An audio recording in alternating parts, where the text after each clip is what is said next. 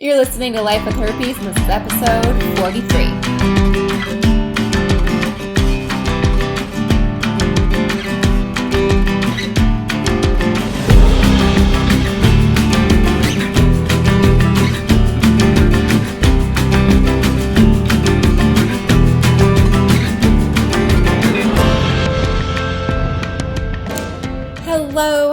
Hello, and welcome to today's episode. I am your host, Alexandra Harbushka, and as always, I am so grateful to be here with you, and I'm just excited that you're here with me. So thank you for joining me, and I realize I didn't silence my phone. Let me do that.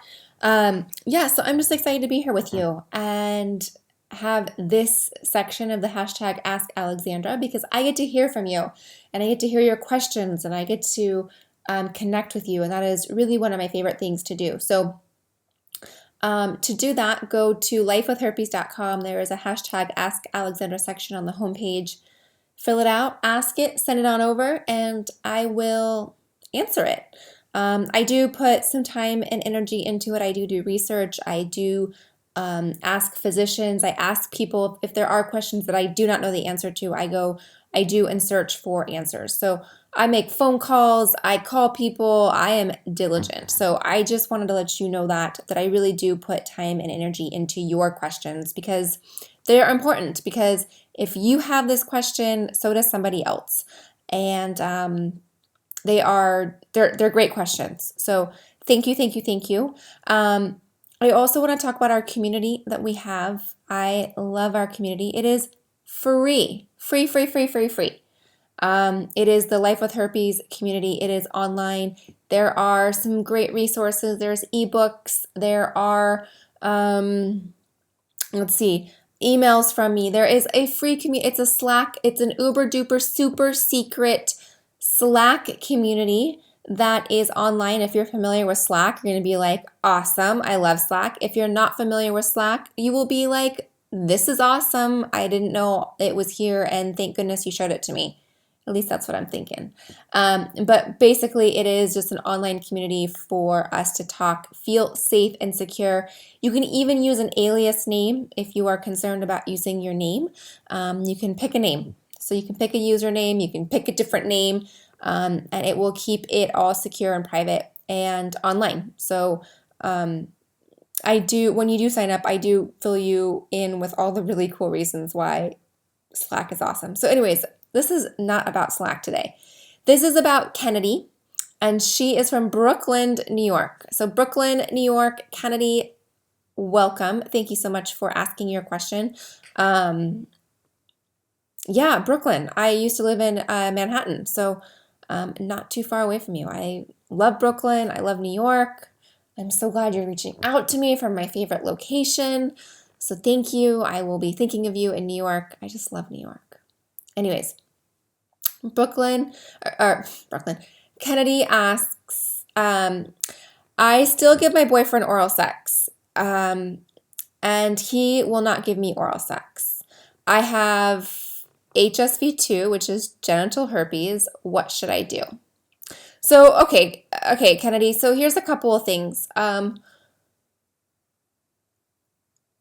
me decide okay, so here's a couple of things. One, does your boyfriend have HSV of any sort? Do you know that? So find that out. Ask, have him get tested, find out if he has herpes, which version or virus he has, find out. So will be my first thing that I'd tell you to do. My second thing would be your boyfriend. Do you guys have sex? Do you have vaginal sex? If you have vaginal sex, he is just as much at risk for getting herpes vaginal. Well, he's not going to get it vaginally, but get it through vaginal sex as he is through oral sex. So that is something I would ask you, like, do you guys still enjoy and have vaginal sex? Is one thing. And two, what should you do? So basically, I would say find out. Does he have any form of herpes? Chances are he does. Second, do you have vaginal sex? If you do, is he please let him be aware that you can transmit HSV2, genital herpes, to him through having sex. Are you on any antiviral medication? Another question is, how often do you have outbreaks? Things like that. So one, are you on antiviral medication? If you are on antiviral medication, you are doing almost everything you can do to prevent transmitting it to your partner. Being on the antiviral, it will lessen the chances of outbreaks, and it will lessen the vaginal, or not the vaginal, but the viral shedding. Viral shedding occurs just like, our skin, our hair sheds, we shed. And when we shed, the herpes virus, when it decides to shed, it is contagious at that point. So there is less viral shedding, and there are much, much, much less outbreaks. So my number one thing that I'd say to you is, if you're not on an antiviral, I'd recommend that, especially if your boyfriend does not have herpes. Second thing I'd mention, are you using a condom? If you are using a condom and taking the antiviral, then you are literally doing everything you possibly can do to prevent passing it to your partner. Back to oral sex and what should you do? So, of course, you want him to go down on you. Of course, right? That's completely normal and natural. I would talk to him about it. I think the best way, I would not recommend playing games. I wouldn't say, well, I'm not going to go down on you since you don't go down on me. No, that doesn't help anything. I would talk to him and I would say, hey, here's what I'm doing. Yes, I have it. Maybe that's the same time you talked to him about getting tested and finding out exactly what he has and if he has it. Tell him, here's what I am doing to prevent passing it from you. I'm on the antiviral. We're using a condom. And I would still love for you to go down on me. Totally normal. And there's things called dental dams. So if he is still not comfortable with doing this, you can use what is called a dental dam. It is basically like a condom for your vagina. You can even take a condom and cut it open and lie it over the area in which you would like your boyfriend to go down on you. You can also purchase dental dams. They are latex. So yeah, you can purchase that. You can purchase them, you can lie them. They even come in like flavors. So you can get creative with them. So that is a way for you to get around it. Unfortunately, we really haven't, it's lame to use a condom or a dental dam for oral sex, right? Like, it's not cool. It's cool to use a condom, right? We've made it socially acceptable to use condoms. You're not lame if you use a condom.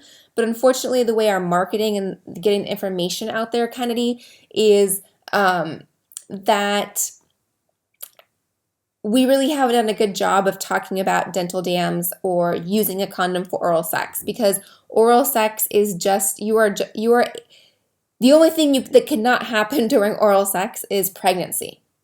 Everything else that we use a condom for to prevent transmission of an STD or an STI, you can transmit through oral sex. So why we don't use protection during oral sex, the only thing I can come up with is it's not cool, right? We haven't made it cool.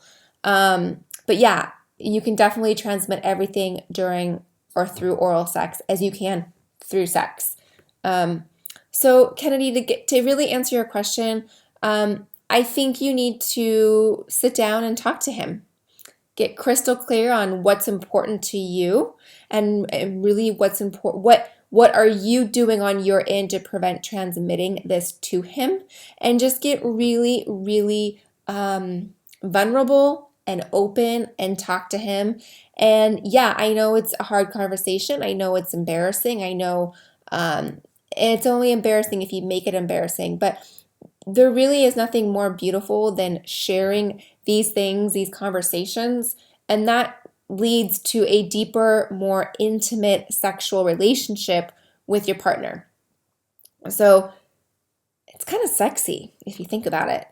Being able to have this conversation. So look at it as a wonderful opportunity for you guys to go deeper mentally and feel more comfortable sexually with each other and just talking about it. What are the pros and cons? What do you like? What do you not like? And move forward with it and get crystal clear on what it is that's important to you. If it's really, really important to you that he goes down on you, then that's going to be really important, and he needs to know how important that is. All right. Thank you so much, Kennedy. I loved that question. I really, really loved that question. Let me know how it goes. You can send me a private message on Slack, or let the whole group know, whatever you feel is more comfortable, whatever you want to do. But let us know. I'm sure there's other people that are curious and that are in your same shoes, that are wondering what to do. So like I mentioned earlier, guys, we do have the group, the Life with Herpes community. It is free. I'd love for you to join. I really, really would love to meet you and see you over there. With the membership, I do offer discounted promotional codes because you are a podcast listener and you're part of the membership. I do offer discounts on the Crisis Toolkit and on the coaching. So the Crisis Toolkit is what I developed for when you just found out you have herpes, because it is fucking scary and devastating and crushing. And I know that. And so I created this course for you, this toolkit for you to take with you so that you can know what you need to know, buy the supplies you need to buy, and learn how to adjust and add this to your life. And I promise you can continue on having an absolutely beautiful, beautiful life. It is, having herpes should not get in the way of how beautiful life can be. And also I have the coaching. And like I said, this is what I heard from you guys. You guys let me know that you are interested in some coaching. So I do offer that. And I do offer a discount through that. So join the community. I will send you all the information on how to sign up and what you can do. So thank you again, Kennedy, for being really vulnerable with this question and letting us know. So thank you. I will see you all soon. And little side note, I am really excited right now. I normally don't share my personal stuff when I do the hashtag Alexandra sections, but I am going to go meet my fiance for a date night. I'm really excited. We're going to go for a nice long walk on the beach and then have some wine. I mean, what is a better date night than that? So we're going to go do that. So I'm excited to go see him and give him a big kiss and walk down the beach with him. So maybe I'll post a picture of this in the Slack group and you'll see it. So anyways, have a great rest of your night. I will see you all soon, or day, whatever time it is for you. For me, it's night, and I'll see you soon. Thanks so much.